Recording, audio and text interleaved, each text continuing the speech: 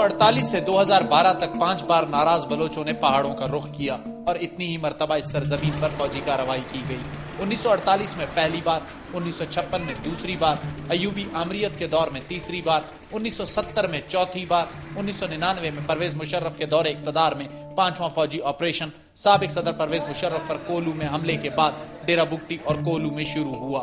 جب نواب اکبر خان بگٹی نے ڈاکٹر شازیہ خالد rape case کے بعد پہاڑوں کا رخ کیا اور 26 اگست 2006 بلوچستان کی تاریخ کا وہ دن تھا جب سب معاملات پوائنٹ آف نو ریٹرن تک پہنچ گئے۔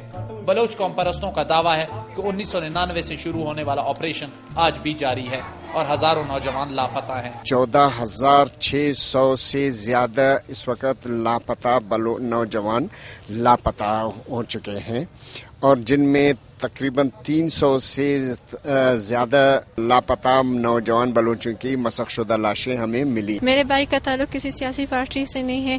میری والدہ جو رو رو کے جس کی آنکھیں خشک ہو گئی ہیں، ہر لمحہ ہر پل میرے بھائی کا انتظار کرتے ہیں۔ اس انتظار میں 8 سال گزر گئے۔ قوم پرست تنظیموں کے لاپتہ افراد کے حوالے سے دعوے اپنی جگہ۔ کچھ روز قبل پاکستان پیپلز پارٹی بلوچستان کے صدر نے لاپتہ افراد اور مسخ شدہ لاشوں پر اسمبلی میں اعتراف کیا کہ وہ گواہ ہیں کہ نوجوانوں کو قتل کر کے پھینکا جا رہا ہے۔ جب ہم گئے تھے آغا عرفان کی والدہ کی لاش لے کر دفنا کے جس دن مصدوم فراز کی، ہم نے گاڑی روکی، اس گاڑی میں 2 آدمیوں کے آنکھیں ایسے ہاتھ باندھے ہوئے تھے، پٹی باندھا ہوا تھا۔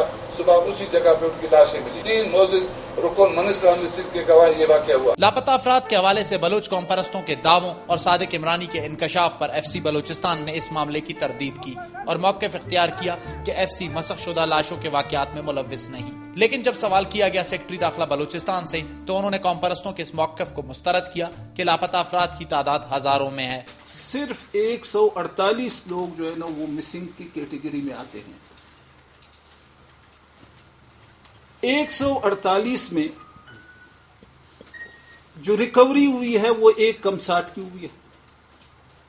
بدقسمتی سے اس 101:60 میں جو ہے نا 16 ڈیڈ باڈیز ہیں۔ بلوچستان کے مسئلے کے حل کے لیے بلوچستان اسمبلی کے رکن اور قوم پرستوں کے لیے نرم گوشہ رکھنے والے سردار اسلم بزنجو سے سوال کیا گیا کہ رحمان ملک نے سینٹ کے فلور پر ناراض قوتوں سے مذاکرات کی بات کی ہے تو ان کا رد عمل کچھ یوں تھا۔ میں تو سمجھتا ہوں کہ رحمان ملک اور ابھی یہ جو بلوچستان یہ بہت دور چلے گئے۔ اس ملک میں اس وقت رحمان ملک سب سے طاقتور آدمی ہے، وزیر اعظم سے بھی زیادہ، اور اس کو بلوچستان سے ہمدردی نہیں ہے۔ سینئر صوبائی وزیر مولانا واسع کا کہنا ہے کہ ٹارگٹ کلنگ، لاپتہ افراد، مسخ شدہ لاشیں، علماء کو نشانہ بنایا جانا، یہ ایسے واقعات ہیں جن کی روک تھام کے بغیر مسئلے کا حل ممکن نہیں۔ صوبے کے مختلف اضلاع میں جتنے علماء قتل کر دیا گیا، اور اسی طرح یہ ڈومکی صاحب کی جو اہلیہ اور بیٹی وغیرہ جو قتل ہو گیا، خالص خواتین کا قتل، اور اسی طرح جو مسخ شدہ لاشیں جب ملتے ہیں تو یہ 3 بات آپ مجھے بتایا کہ یہ اگر کوئی اس ملک کو